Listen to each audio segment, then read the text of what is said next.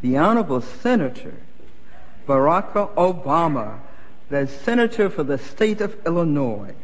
Ladies and gentlemen, would you please give a standing ovation for the members of the Congressional Black Caucus.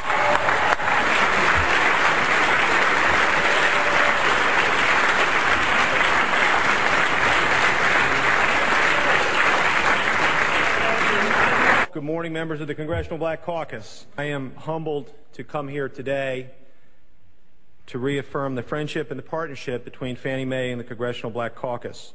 Fannie Mae is determined to keep tearing down the barriers to deliver on the American dream, and that means we need to work together with the CBC. So many of you have been good friends to Fannie Mae and our mission. You've been friends through thick and thin. We have indeed come upon a difficult time for Fannie Mae. There is much to be done inside my company, and I humbly ask you to help us and to help me.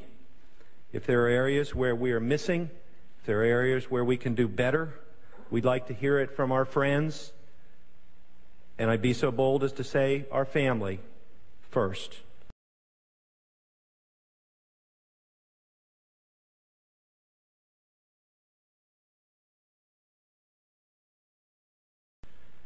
It is true that Fannie Mae has lent more money to more minorities and more underserved individuals than any single company in history.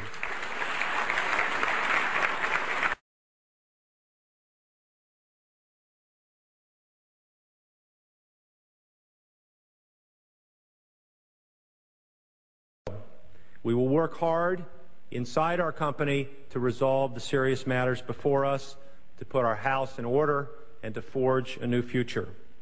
And all the while, you will see Fannie Mae reaching out and listening to the caucus. Over a century of endeavor, you have earned the reputation as the conscience of Congress. In many ways, I want to tell you today, you're also the conscience of Fannie Mae, keeping us on course to serve those who need serving the most.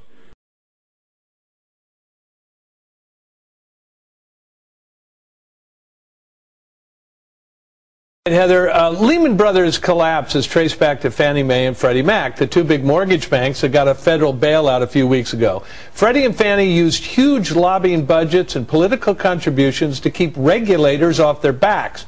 A group called the Center for Responsive Politics keeps track of which politicians get Fannie and Freddie political contributions. The top 3 U.S. senators getting big Fannie and Freddie political bucks were Democrats, and number 2 is Senator Barack Obama. Now remember, he's only been in the Senate 4 years, but still managed to grab the number 2 spot ahead of John Kerry, decades in the Senate, and Chris Dodd, who's chairman of the Senate Banking Committee.